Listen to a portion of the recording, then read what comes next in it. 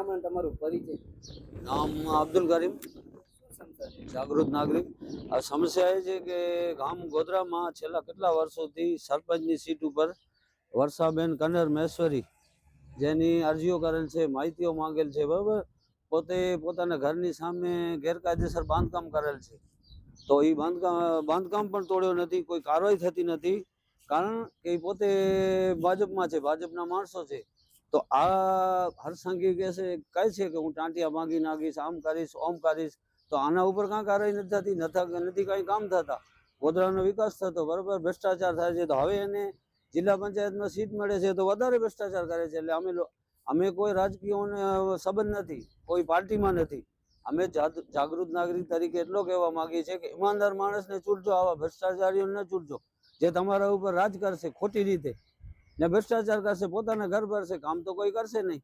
એ ઉપર સુધી લેવલ સુધી ચાલે છે, મોટી મોટી વાતો કરે છે. શું કરે છે હરસંઘવીને રાજીનામું દઈ દેવું જોઈએ. અમે જાગૃત નાગરિક છીએ, અમને કોઈ પાર્ટીથી લેવા દેવા નથી. અમારી એ માંગણી છે, એને કેટલી મિલકતો છે તપાસ કરો, 2-2, 3-3, 5-5 બંગલા છે, પ્રોપર્ટી કેટલી છે, ઘર બેંકની બધી તપાસ કરો. અમે કાંઈ એના ઉપર ઈડીની રેટ નથી થતી, બધા ઉપર રેટ થાય છે. તો આના ઉપર શું દરજ્જે છે હરસંઘવી? ઈડીની રેટ કેમ નથી કરાવતી? વર્ષાબેન કનર છે, ખોટી આકરણીઓ કરે છે, પોતાની સત્તાનો ગેરઉપયોગ કરે છે. તો નથી કોઈને માહિતી આપતા, બરાબર, નથી એના ઉપર કોઈ કાર્યવાહી થતી.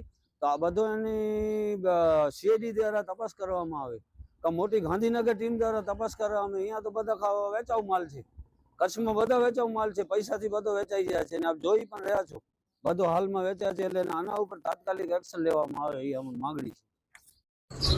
હવે ગોધરા ગામના બધાને રહેવાસીઓને, પ્રજાને ચેતવણી છે કે મત આપો, વિચારીને આપો, સારા માણસને આપો, આવા ભ્રષ્ટાચારીઓને ના આપો.